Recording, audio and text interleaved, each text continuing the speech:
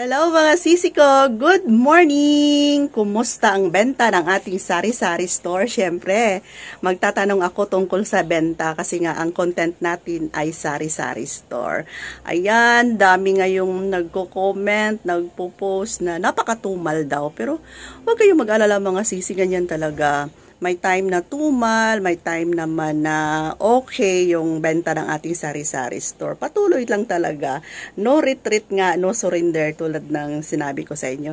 Okay, so for today's vlog, mag-update tayo na dumating na talaga yung aking pinakahihintay. So mamaya ipapakita ko sa inyo doon sa likod. Punta tayo doon sa likod. Pero bago yan, ayan, may nagtanong sa akin, Ate Rose, saan mo nabili yung lagayan mo ng ball pen? So ito yung nabili ko sa Shopee. Hindi ako sure kung magkano na ba ang price nito. Basta nasa 20 or hindi aabot ng 20. So ito mga sisi, lagayan ko ng ball pen ay per piece ito ha. Itong tinuro ko sa inyo. Ganyan lang siya mahaba. So, white ang kulay nitong isa. Tatlo ang, ayan, 1, 2, 3, na pataas rin siya ang kulay black. Kasi ito, nasali ko lang ito sa order na hindi ko talaga siya gi-click, pero sige na lang. May gi-order ako dito sa shop na to, pero hindi siya kasali, kaya nag-iisa lang siya. Ang ginawa ko para maganda siya tingnan, dinikit ko itong 4. Kung gusto mo pang dagdagan, ayan, magdikit ka naman dito ng another 1. So, 4 ito. So, ito ay sign pen. Ayan, benta natin ng 15 pesos. Maganda kasi kapag ang ball pen ay nasa harapan kasi kita ng mga kabataan. Ayan, dito sila. Pili na lang sila ng ball pen kung saan ang gusto nila. Naubusan na nga ako ng ibang brand, yung Faber-Castell. So, ito lang muna yung ball pen ko ngayon. Ayan. So, punta na tayo doon. Ayan, ito. Kararating lang pala nito. Utap at fish cracker. Benta ko nitong utap is 7.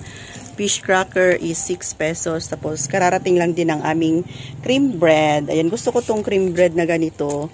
Yung nagdi-deliver talaga sa amin na ahente. Kasi nga, pag ma-expire mga sisi, pwede siyang palitan. So, Wednesday naman ang schedule nito. Kasama nito. Ayan. So, kanina, yung mga natirang chichirya doon sa likuran, sinabit ko na lang para puno tingnan dito sa harapan ng ating tindahan. Ayan, maganda siya tingnan mga sisi sa malayo. Ayan, kapag puno yung ating sari-sari store. O, diba? So, ganyan yung ating tindahan. Yan yung ball pen natin. Ball pen. Okay, forward tayo dito. So, ito yung sinasabi ko sa inyo na hinihintay ko na simula pa yung January, February na ngayon. Itong Absolute. Ayan, ito mga sisi, ayan. Puno na naman yung ating tindahan dito sa likuran, o, diba? Dami nating stock. Ayan. Ito yung Absolute Distilled Water kasi mabenta ito dito sa amin. Ginagamit sa mga kabataan, hindi lang bata pati matanda. Basta mabenta to sa amin mga sisi, 4 liters and 6 liters. Hindi na kami halos makadaan. So, ito ay galing sa, sa panel, sa ahente. Kaya lang yung ahente ko, wala akong phone number sa kanila. Kaya naghihintay na lang kung kailan sila makabalik. Kasi pag ito bibilihin ko sa grocery, napakabigat. Tapos minsan naman, may stock ang grocery, minsan naman wala. So, ang kagandahan lang nito sa ahente ko nakuha kasi nga, free po ang isang box. Ayan. O, diba, 6? 1, 2, 3, 4, 5, 6. 6 na 4 liters. So, free ang isa. So, sa isang box, 4 ang laman. Meron akong 4 na free. Tapos, 65 ang isa. So, 4 na 65 yung free ko. 65 lang yung benta ko. Mura lang. Kasi may free naman ako. Kaya, ito yung inaabang-abangan ko talaga na pumunta dito sa amin. So, 6 liters din. 85 yung benta ko. 6 din yan, 2, 4, 6, ayan sa ilalim. So, free ang isang box, 3 ang laman. So, may 3.85 na rin ako na extra. Ayan! Hindi na ako, hindi kasi ako makatulog mga sisi, alam nyo ba, pag may kulang dito sa tindahan. Tapos, hinihintay ko. And, sad to say, wala na akong stock na ganito dito sa aming sari-sari store. So, ngayon, pagkatapos nito, papasok ako sa tindahan, mag-repack ako ng construction paper. Andoon na, nakahanda na yung nabili kong bagong construction paper. So, papasok ako ngayon at mag-repack. So, see you sa loob ng bahay mga sisi ko. Hello mga kasari, hello mga sisi ko. Kung nakikita ninyo, nandito tayo ngayon sa loob ng aming bahay. Nandito tayo sa kusina. Ayan, kunting flex lang. So, ngayon, ayan, nakikita nyo ba yan? Ito ay ang construction paper. So, ngayon ay nagre-repack ako ng construction paper dahil sa repacking, alam nyo naman mga sisi, malaki ang kikitain natin dito. So, nandito ako sa loob ng bahay para ma-arrange ko talaga ang pagre-repack ng construction paper. So, kung kilala nyo ang construction paper, ito ay madalas na binibili ng mga kabataan para sa kanilang mga project. So, ang ginagawa ko ngayon ay ginagawa ko siyang assorted na lang mga sisi ko.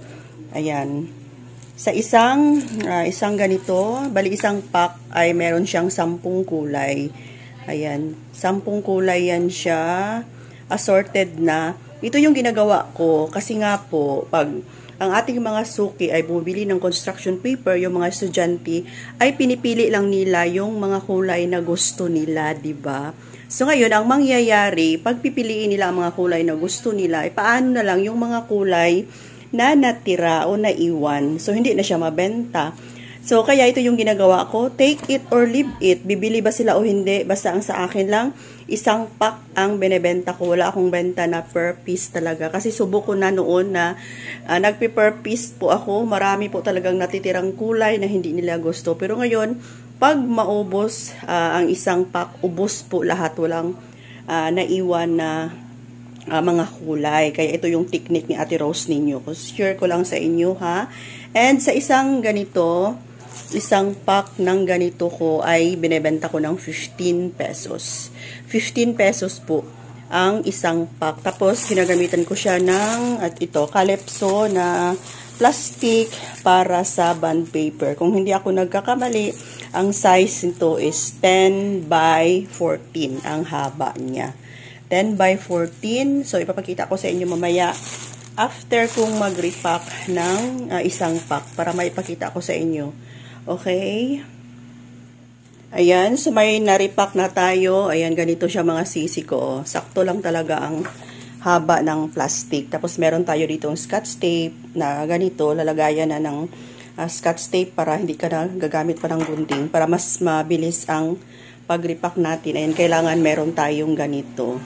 Ayan. So, ganito lang kadali mga sisi ko.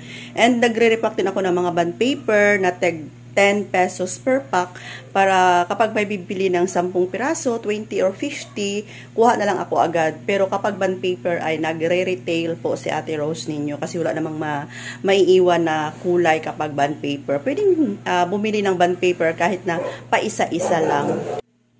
Okay, so mga sisi, ito na yung ating finished product. So, naglagay na kaagad ako ng presyo para hindi namin makalimutan ni Kuya Dave kasi nasanay kami na before, 10 pesos lang ang benta namin ito. Okay, sa isang pack, 10 kulay, 10 piraso. Ayan, assorted na siya and sakto talaga siya na 25 packs po ang nagawa natin. Ayan, walang labis, walang kulang, walang sobra talaga mga sisi. Eksakto, 25 packs. 10 ang laman, 10 ang kulay, 15 each. Ayan, pabalik-balik na lang tayo. Ito lahat ay nagkakahalaga ng 375 pesos. So, depende na lang din sa inyong lugar kung magkano ang inyong puhunan. Dito sa amin ay nasa 250 to 270 pesos ang puhunan. So, mas malaki ang kikitain natin kapag ganito ang gagawin natin mga sisi ko. Okay, thanks for watching. At ako ay pumunta na sa tindahan. Bye for now.